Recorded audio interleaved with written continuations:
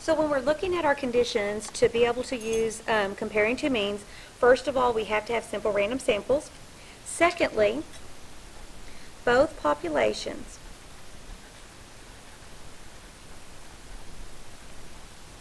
are normally distributed.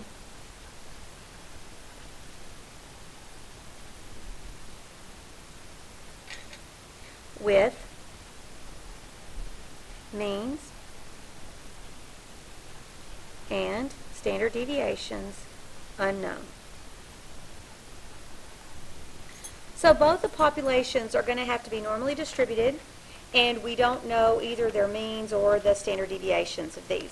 So again, when we're looking at these, if we know the populations are normally distributed, then we're all good. We can go ahead and go along with the T procedures.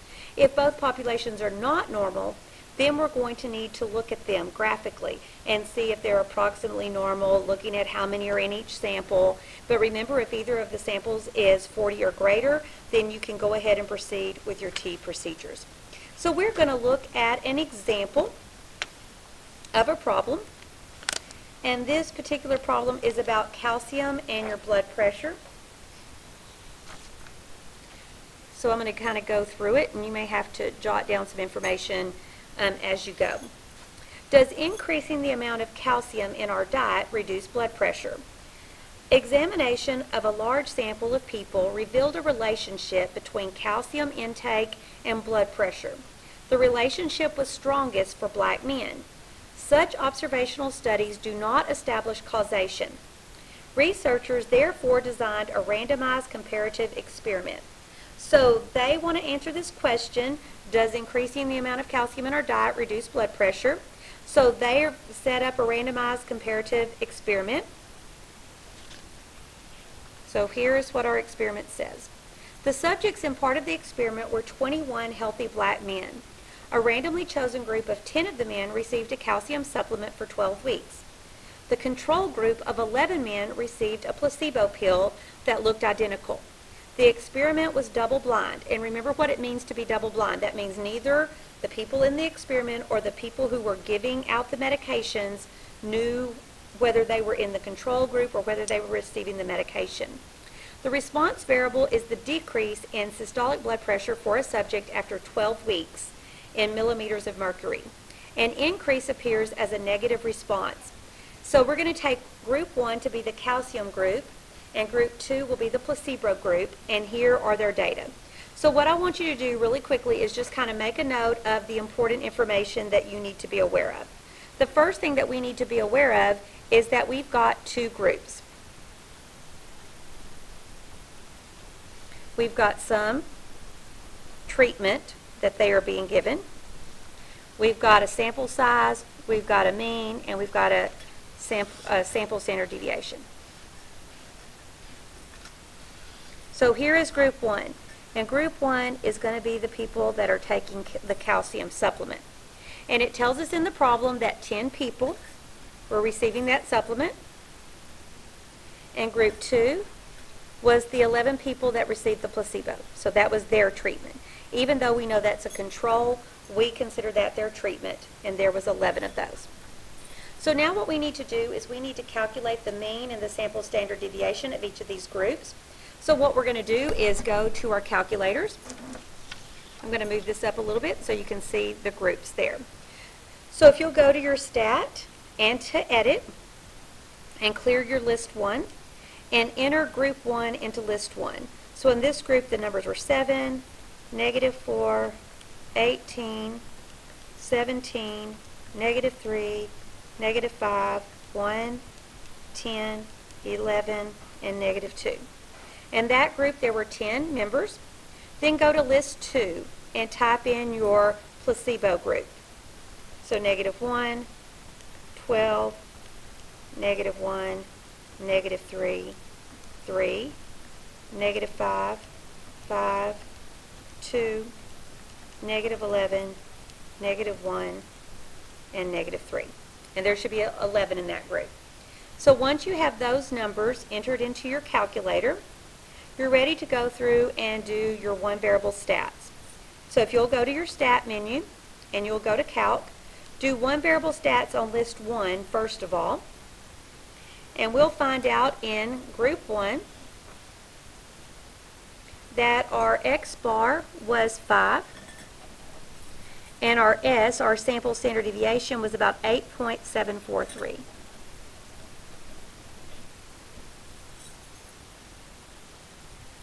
So now, once we've got those recorded, we're going to go back to our one variable stats,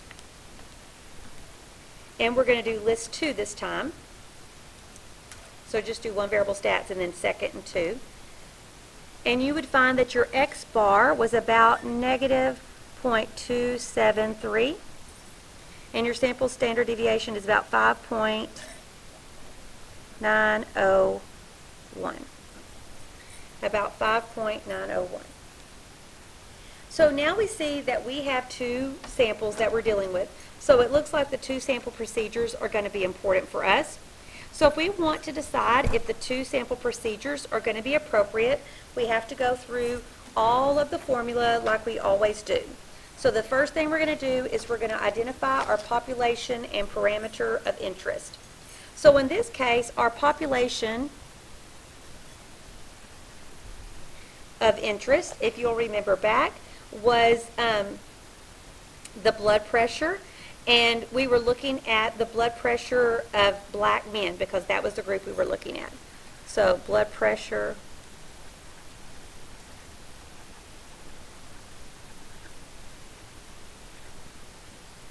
of black men. The parameter of interest here is the average blood pressure, or the average, what do we call that, where they lost their diastolic blood pressure, or it went lower. We'll just say mu average decrease.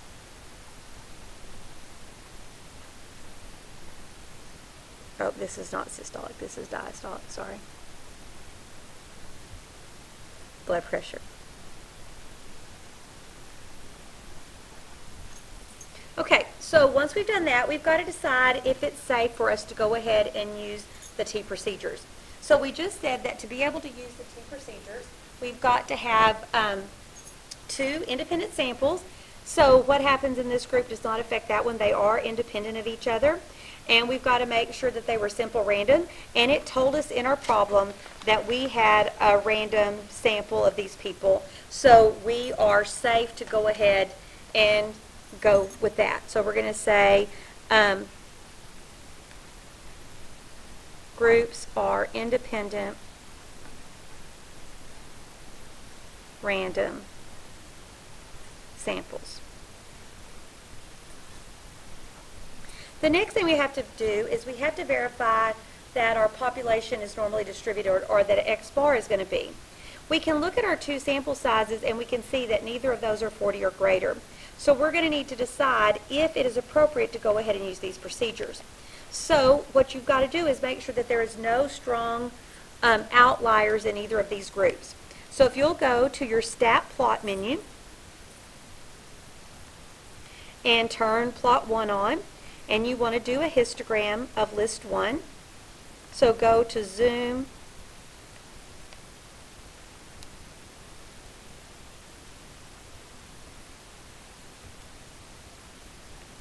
and down to stat, and look at histogram. So this is the calcium group.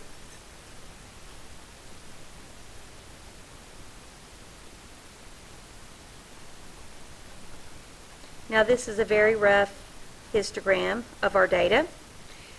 And you can see that it's not entirely normal, but there are no strong outliers. And so unless it's severely non-normal, we're going to go ahead and say that this one is okay. This one we'll say is approximately normal. Now we're going to go to stat plot and do a stat plot or a histogram for list 2. So make sure you change your list on that and look at the graph of that one. And this is your placebo.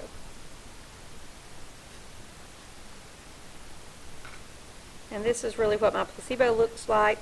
Even though it's not looking real normal, there are no outliers, so we're going to go ahead and proceed. Yes, sir.